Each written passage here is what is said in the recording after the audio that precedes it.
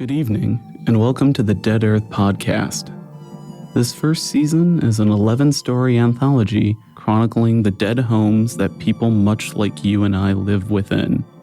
The Earth died long ago, and at first only a few of us realized this is the future that awaits us all. This week's story is Trodden Head.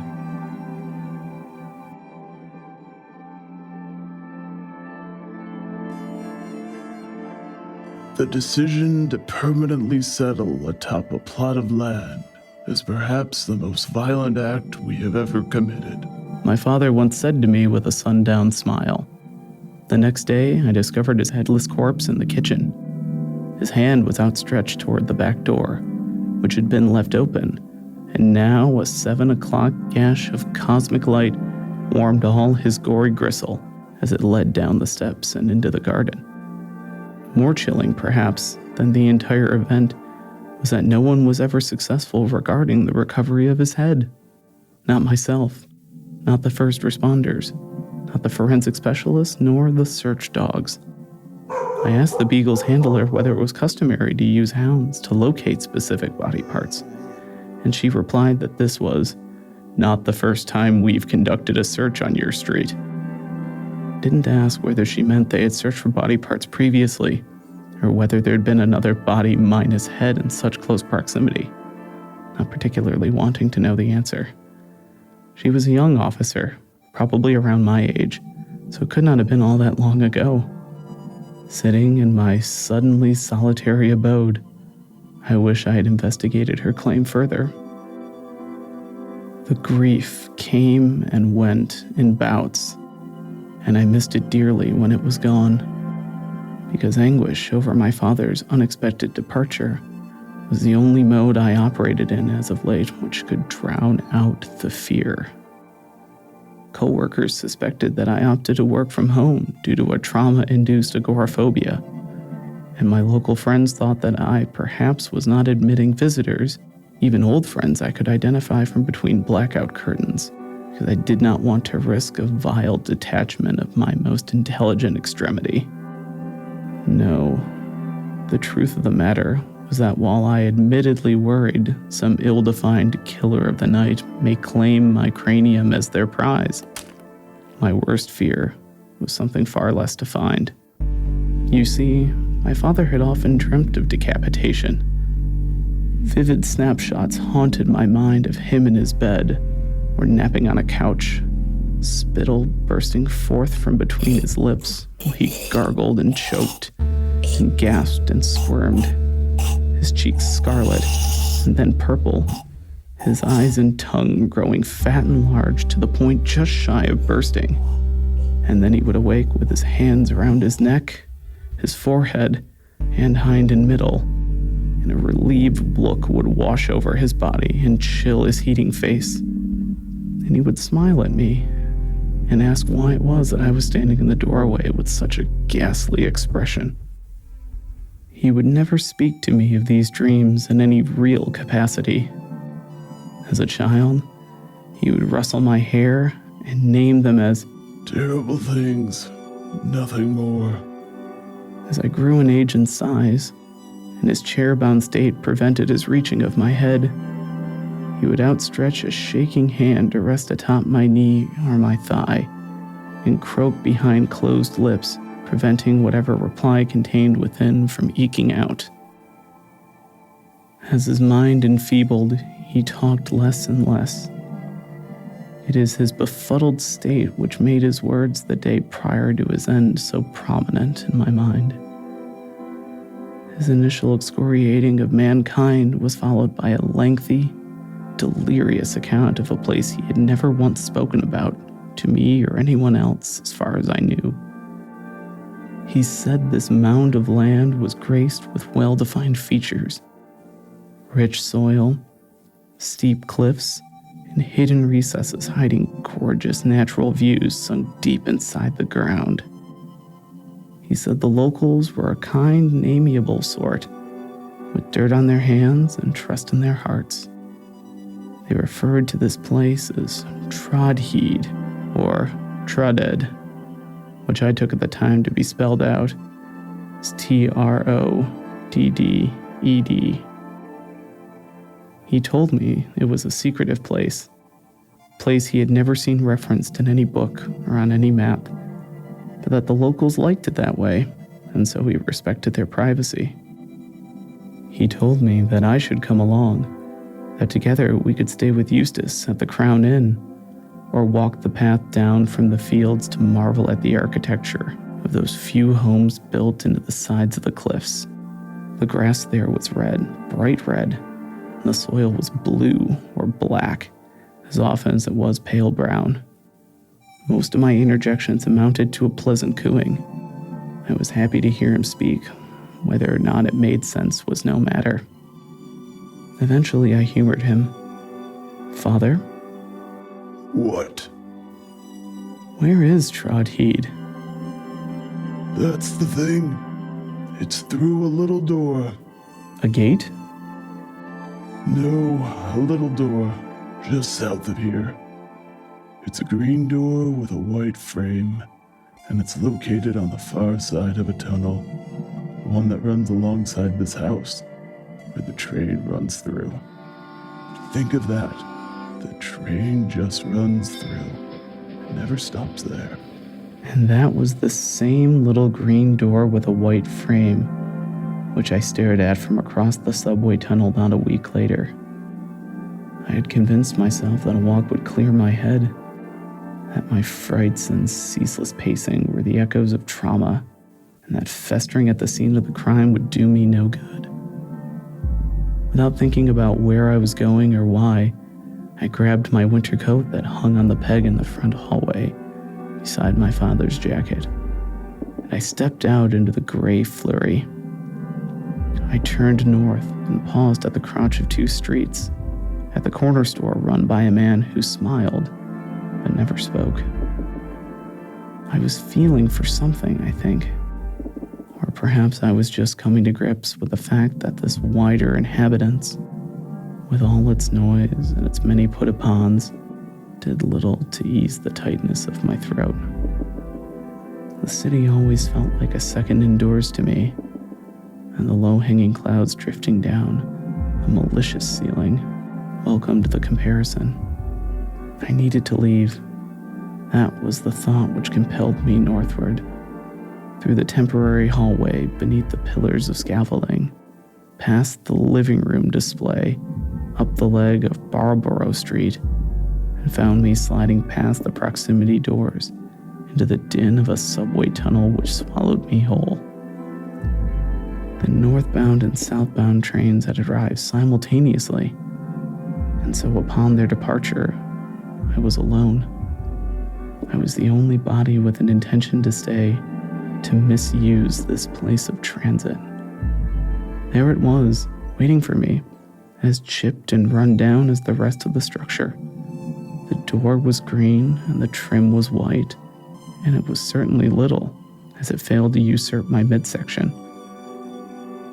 I realized I had already leapt down onto the tracks. There were onlookers now, but I had to try. There was no other option. And so I grabbed the iron wrought handle and braced myself against the wet cement, white and pink graffiti underhand which read, "Not really now, not anymore."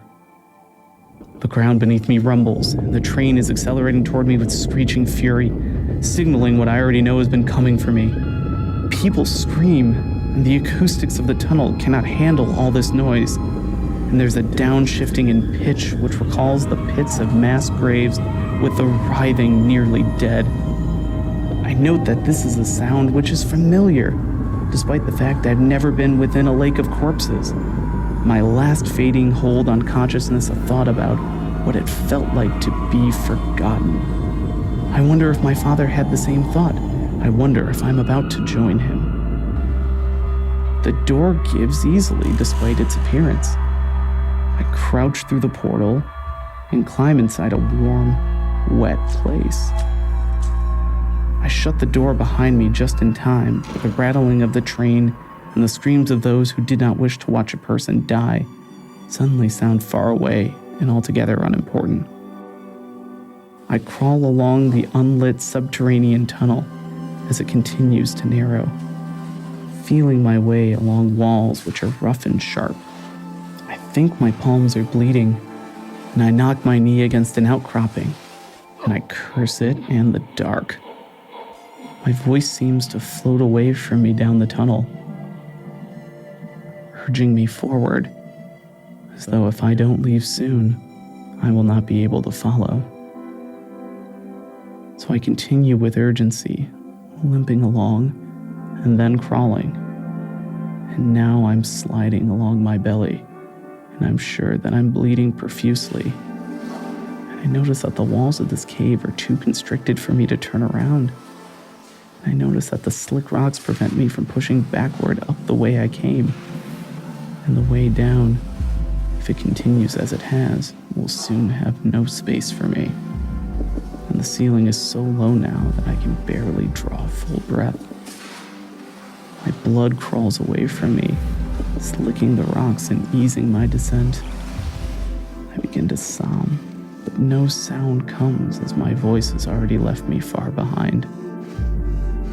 The air here is hot and burns my throat. I wonder if my father, dead as he is, tricked me into crawling inside a furnace. I continue on toward my fate, as there is nowhere else to go. I need to leave. The way forward widens almost immediately, and the anxiety gripping my chest and my throat releases. I'm greeted with a cool blue light that has no apparent source. It reveals a second gateway, this one larger, though still green and still with white trim. It is not in disrepair. It is cared for and lovingly repainted, or otherwise recently replaced. My hand marvels at the softness of the wood, and in the light I can see that no, I am not bleeding, though my hands are slick black with damp soot. There is a draft from beneath the door, and it is cool and dewy, and smells of space and freshness of life. I gently nudge the wood. I cross the threshold. I enter an outdoor space with no sky and no ceiling, but plenty of headroom. The earth before me is pale and rises steadily. It is oddly familiar in a way that immediately puts me at ease. I am home. The thought is an odd one, as I have certainly never set foot in this place, but I trust the feeling and move onward, leaning into the hill as I make my ascent. The ground is rough and pockmarked, and the dim blue light prevents me from properly examining what I am trudging across. The pimples and pores which dot the landscape double as handholds for me to heave myself upward.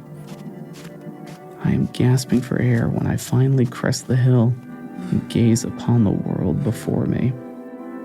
The dark, somber blue tones pulse across a rich, thick field of black and gray, over which a bridge expands up toward twin recesses and a truly massive cliff face. It is unlike anything I have ever seen, and I am in awe, as though there was any doubt. The sign impaled into the field welcomes me to Trodden. The word and the sheer impossibility of this remarkable locale hit me, and I suddenly miss my father so very much. If only he had told me sooner. If only I had pressed him on the issue, on the finer details of his wide-spanning existence. I imagine, in a moment of self-cruelty, another universe where I wheeled him into this place so he might set his eyes upon it once more. I smile down at him, and he up at me, and I embrace him fully. We sob together at this, our beautiful secret. Hello? Now what might it be got you down, stranger? I jump at the sudden intrusion into my private moment. A man is at my feet, and for a moment I believe him to be crouched there, before I realize that he, standing fully upright, only reaches my belt. His nose is small, and his eyes are quite large, but but otherwise he appears normal, with a bald head and bushy black eyebrows. Burlap sack filled with some type of seed lies at his feet. "Hello," I say to this curious man. "I thought I was alone here." He cocks his head at me and scratches it in earnest. Now, why would you imagine that? This is Trodden. Didn't read the sign? "Where are we, exactly?" The man appears dumbfounded, gesturing once again to the plain lettering. Can't be more exact than that, I reckon. A thought strikes me, and I move from that line of questioning. "Are you Eustace?" The man's enormous, bulging eyes light up. Nah, how would you know Eustace? He's not me, no sir, but he is my pa. He'll be working now. "At the Crown Inn?" Yes, sir. The short man leans onto his tiptoes, as if to get a better look at me, and grabs at one of his eyebrows. Well, golly me, if it isn't, you are Willem's son. "William, yes, that is me. My name is..." Willem Jr. I am taken aback. Yes, I am William Jr. Your father talked dearly about you. He did. Did he? Why, I was only a boy when he came, but he did that. He points behind him, up into the right of the two caverns beyond the bridge. Ask my pa. He'll be up there, working. Tell him his boy Eustace Jr. sent you. Though I'm sure there's no need. He'll recognize you a mile off him. I thank Eustace Jr. profusely and ask him what it is he's working on, to which he responds something about the most important planting being done while the soil is pungent. And I am not sure I understand precisely what he means, but I leave him to it and carry on my way, feeling those enormous eyes on me as I go. The bridge up to the twin sockets is sharp and crooked in a way that again strikes me as familiar. It arcs upward and downward and up again. The curious design, if not oddly ugly, but the path is much smoother than my hike up the hill, and so I quickly find myself within the dark right cavern recess. The blue glow does not follow me here, and so I squint to make out the surprisingly smooth white crag within. This room is several stories tall and larger than I could have imagined. Both holes leading from the bridge in the fields of Trodden lead to this same natural formation, and its utter emptiness leads me to believe there used to be some great purpose to this room. Something massive and important used to reside here, and it is now entirely missing. I'm sure of it. I amble forward for a time and find a rope ladder bathed in an intense blue glow, urging me up, and so up I follow. For my efforts, I am greeted with a glorious view of the vast, unknowable expanse of void that lies beyond Trodden. The fields atop the cliff keep in carefully maintained patches, wetted down and slicked back, interspersed with stretches of pale sheen and liver-spotted deposits, beyond which the surging blue pulses outward into an enormity of nothing. I am dwarfed by the blackness that greets me, and I get the feeling, gazing into it, that I can see for miles and miles, and that there is surely nothing there. It implants in my brain a very visceral sadness that I can't quite articulate. It is not a fear of the dark that overcomes me, but rather a certainty of non-existence. In this moment, I, a living, breathing creature, mourn this proof of what I had always known, but had never seen. Utter absence. And that sad feeling, the one currently worming through my gray matter, articulating its folds and showing me exactly the size and scope of my brain, seems to be speaking to me as it works. Yes, work is the correct word for what it is doing. I am sure of that. It is working on my mind for a specific purpose, one which is unimportant to me and all important for it. I breathe in deeply so that I am not overcome. Wells, how's be? Eustace's voice is velvety and warm, and carries the same lilt as that of his successor. I'd expected to see you, but not quite so soon. There's a certain menace in how he says that, though I am not sure it was intended. I turn to face this hobbling old man. His child's likeness to him is remarkable. The same slight nose, the same massive eyes, the size of twin caverns. It's nice to meet you, Eustace. Willem Jr., or should I say, Willem the Third. It is true my grandfather was named William as well, but he obviously did not need my confirmation. Your son told me you would be hard at work up here. He surely did.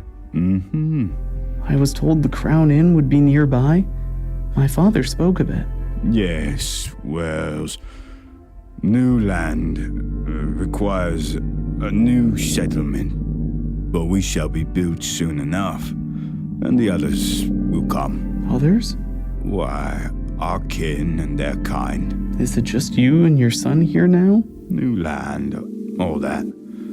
I'm dreadfully sorry for your loss, young Willem. That Eustace knows of my father's passing is not something I take well. Or maybe my sudden guardedness is more due to the worm now bearing down inside my mind, not satisfied with what could be gleaned from the surface. Do you know? The pain beneath my skull is immense now. I'm barely able to maintain my composure, let alone articulate my thoughts. But Eustace seems to know what I meant. He seems to know altogether too much. As well as you do, Willem. You are his, as mine is me. Your son? Well, it's not quite the same, you know. I think you should head on home. You don't belong here. Not yet. But if it answers you want, rest assured you'll have them. Take one last look at Trodden as you pass through the door. I was ready to vomit, and I did not particularly like the tone of Eustace's voice. So I fled down the scalp, down the bridge, past the fields of Trodhead or Heed or Trotted Head. I am unsure which, or whether the name even matters. And I passed by Eustace Jr. as he worked those two bushy fields which flanked the bridge. As I arrived at the green and white door, a thought struck me. Not my own, certainly. One planted by that thing inside my head. And so I followed that narrow cliff face into which the door had been constructed around the side, so that I might have a better look at this unfortunate place. And there it was. I saw in profile what exactly Trotted Head resembled, or rather, what it was. And I let out a shriek that surprised even me. Even the worm inside of me was caught off guard, since I could feel its hairs bristle. I don't think I stopped shrieking upon exiting the green door, nor when I climbed onto the train platform. No, my shuddering cries did not cease until I was in my home, locked away, sobbing into the bathtub with water long since run cold, pelting my scalp in a pathetic attempt to drive away whatever had taken up passage inside of me. Years pass, and I no longer fear a murderer coming for me in the night to do to me what was done so viciously to my father. I no longer have trouble inviting over guests, nor going out for business or pleasure or comfort. to my friends and relatives and co-workers, I am back to proper functioning. But that is only because I cannot see the thing that wriggles up and down my spine at night, taking portions of that precious fruit beneath my skull. Where it goes, I never see, but deep down, I know. A settlement needs its fuel to function, just as sure as it needs its land. I've begun having dreams of my own, and now I realize my error. The one I made while watching my father lash about at night, his face purple while he clung desperately onto his neck. He was not wrought with dreams of decapitation, but rather those of tiny little people burrowing deep into his head, taking up residence, harvesting what remained, and building atop their newfound home. My dreams are vivid, too vivid not to be real. Each one begins with a harrowing, a planting season, watering, growth, and after the harvest comes the pillaging and the ruin. Each one ends with my neck separating from my body and crawling out my back door into the garden. Sometimes when I wake up and check in the mirror to be sure everything is still where it ought, I consider calling the forensic examiner, the search dog handler, the detective who continues to work my father's cold case. I could tell them exactly where to find my father's missing piece because I saw it for myself that night. The night I traveled through the green door to gaze upon William Sr.'s trodden head.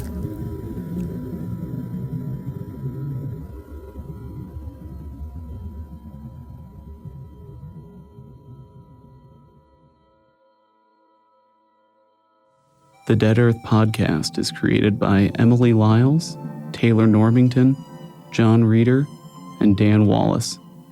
All stories are crafted by Taylor Normington. Trotted Head was performed by Dan Wallace. Our logo artwork is designed by Chloe Burns.